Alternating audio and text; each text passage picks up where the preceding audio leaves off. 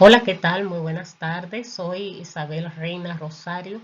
Después de haber visto todo el desarrollo de la selección del contenido, entramos entonces a partir de este momento a la definición de las ideas principales de un contenido temático. Cabe destacar que para una definición clara, concisa y precisa sobre las ideas principales de un texto o de todo un contenido, es necesario tener en cuenta la estructura con que se encuentra elaborado dicho contenido. Tenemos que tomar en consideración, por ejemplo, el curso o taller o clase o asignatura o carrera que se vaya a trabajar. Se lleva un proceso sobre la estructuración de todo el texto, sus elementos, llevar, por ejemplo, en la estructura del texto, dar a conocer, argumentar sobre la importancia de conocer o de saber qué tan necesario es o provechoso lo que nosotros queremos comunicar a través del primer proceso o procesamiento de la información que se está sustentando.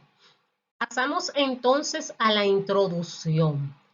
La introducción consta de la presentación del tema, dar a conocer el tema en cuestión en que se quiere llegar al receptor. Desde el principio, este pueda captar la atención de por qué es importante saber lo que se le va a comunicar durante el proceso de la clase. Otro de los procedimientos es entonces, después de la presentación, tomar en cuenta todos los hechos concretos con relación al tema que se está desarrollando y luego concluir con la veracidad de este en relación a todos los puntos tratados con relación a cada uno de ellos. Iniciemos hablando sobre el procedimiento. Los procedimientos no son más que el seguimiento de una serie de pasos bien definidos que permitirán y facilitarán la realización de un trabajo de manera concreta y exitosa. Es decir, buscar la forma más correcta para poder llegar la información hacia el receptor. Luego tomamos en cuenta el resumen. Por ejemplo, cuando hablamos de resumen y síntesis, en ciertas ocasiones ambos términos pueden parecer sinónimos, pero hay cierta diferencia entre sí. Por ejemplo, algunos autores consideran que los resúmenes eh, forman parte, por ejemplo, de cuadros sinópticos, de los esquemas y de los mapas conceptuales, eh, entre otras formas de cómo sintetizar un tema, aunque cada uno de ellos tiene una forma diferente o se utilizan como técnicas que tienen características diferentes, pero ayudan a la comprensión exacta de un tema en cuestión. En cuanto al argumento, pues es la expresión, ya sea oral o escrita, de un raciocinio, es decir, tener razones obvias sobre lo que se quiere comunicar, es decir, profundizar en el tema, profundizar en cada uno de esos temas para sacarle como el máximo provecho al momento de expresarlo. También permite justificar algo como una acción razonable con dos finalidades posibles. La primera es persuadir al sujeto, es decir, al oyente, que quede convencido de lo que se le está transmitiendo. Es decir, que quede convencido de lo que se le está transmitiendo sea totalmente cierto y que le genere un aprendizaje significativo. Todo contenido tiene una estructura que está integrado a su vez por subtítulos. La estructura es como el esqueleto escrito o la fase de su estabilidad. Es evidente la importancia que tiene su correcta conformación para la validez de una obra o de un tema específico. En el caso de los subtítulos, se les da dos usos fundamentales en nuestra lengua. Por ejemplo, la primera es frase que sigue el título y amplía la información. En el otro caso, está estrechamente vinculado a los textos, ya sea un documento, ya sea una obra literaria, ya sean piezas periodísticas, y que consiste en aquel título que ocupa un lugar secundario y que por caso se coloca tras el principal. Por ejemplo, en Baní matan policía. Ese sería el título principal. Sería un subtítulo, sargento coronel muere abatido. Entonces continúa ya dando la expresión, ese es en caso de una pieza periodística. En el caso de un tema, podríamos decir o argumentar, por ejemplo, el costo de producción. Y continuaríamos cuáles son los elementos del costo de producción y luego continuaríamos diciendo cuáles son esos elementos, materiales, mano de obra directa, carga fabril o costos indirectos de fabricación. Y así sucesivamente se le va dando una forma de jerarquización a los temas.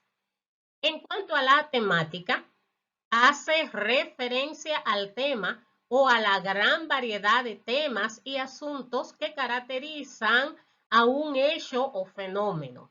La estructura temática opera dentro de los límites de la oración.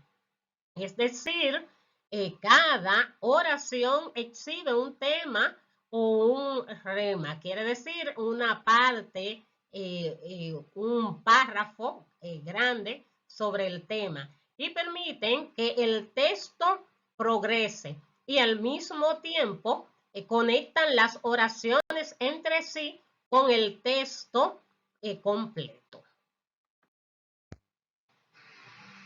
Entramos a la parte de la conclusión. Aquí se expresan las conclusiones o teorías finales que se desprenden de todo el desarrollo de un tema.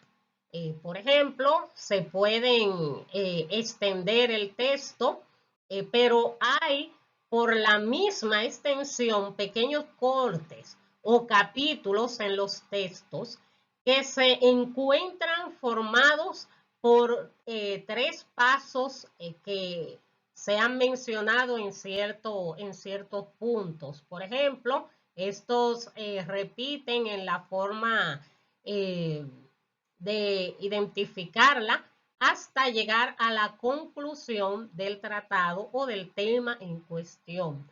También está la documentación, que son lecturas o relecturas relacionadas con el texto como base. Tenemos la planificación o planeación que identifica y extrae la información relevante. Aquí se plantean las estrategias, los subrayados, los resultados, la elaboración de glosas, entre otras. Está la textualización, que no es más que la elaboración de una versión preliminar sobre el resumen. También la adecuación, que viene a ser la revisión del lenguaje usado para garantizar que exprese las ideas exactas del autor. También está la revisión, que sería la corrección necesaria para garantizar la coherencia y la cohesión. Y por último, la reescritura, que es la elaboración final del texto a presentar. Por último, tenemos la síntesis temática. Este tipo textual consiste en la recapitulación de las ideas principales de uno o más textos, o, a diferencia del resumen, que exigen la incorporación de las opiniones de datos de otros textos, el análisis de todos ellos por parte de su autor.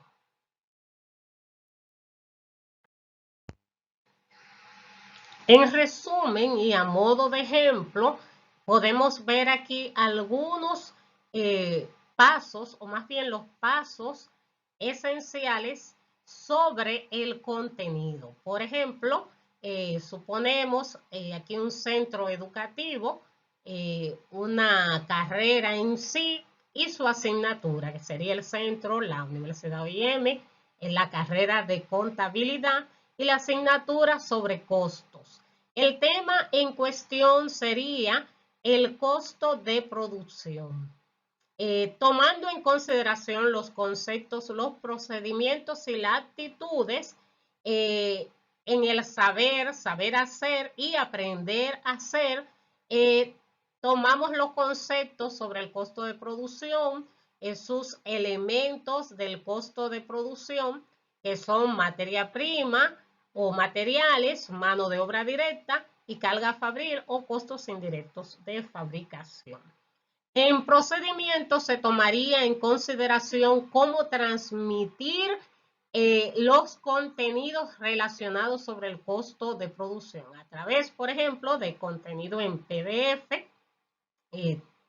también con videos interactivos donde los alumnos puedan ver o escuchar cada uno de ellos, y la presentación de tutorial y casos prácticos, donde ellos puedan no solamente conocer cuáles son, sino también aprenderlo. No solamente conocerlo, sino aprenderlo y darlo a conocer o practicarlo en su momento, con actitudes a través del control de lectura, de cuestionarios, de aprender a clasificar cada uno de estos elementos y saber cómo aplicarlos. También utilizar herramientas donde se pueda hacer a modo didáctico, de que cree el interés de cada uno de ellos. Videos, audio, documentos, clasificar y definir cada uno de esos elementos, de forma de que el receptor, cuando termine el curso, pueda haber logrado los objetivos que fueron planificados desde el principio.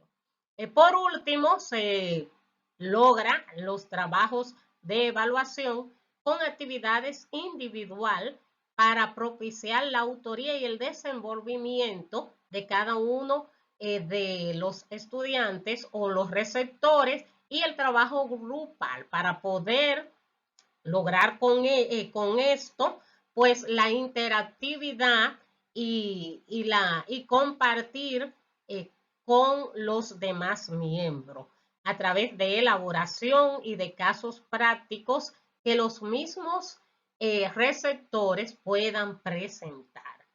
Hasta aquí ha sido mi exposición. Continuamos con más de este tema. Les habló Isabel Reina Rosario.